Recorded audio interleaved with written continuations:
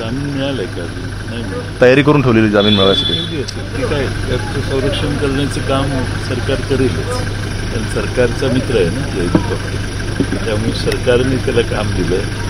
सगळ्या छत्रपती शिवाजी महाराजांच्या पुतळ्याची बाबतीत ज्या काळज्या घ्यायच्या त्या साध्या काळज्या पण सरकारने घेतल्या नाही. छत्रपती शिवाजी महाराजांचा पुतळा कोसळला म्हणजे महाराष्ट्राचा स्वाभिमान कोसळला. महाराष्ट्र कधी याला माफ करणार नाही. आणि जयदीप आपटेसारख्या अपरिपक्व कलाकाराला हे काम दिलं, ही चूक देखील याच सरकारची आहे.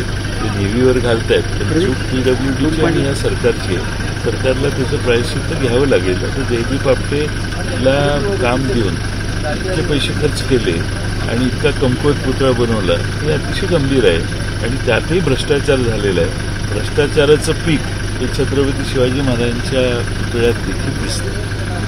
Thank you sir.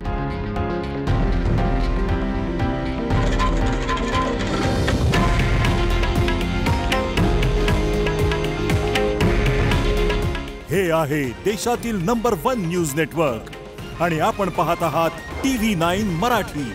काळजी तुमची, हित महाराष्ट्राचं.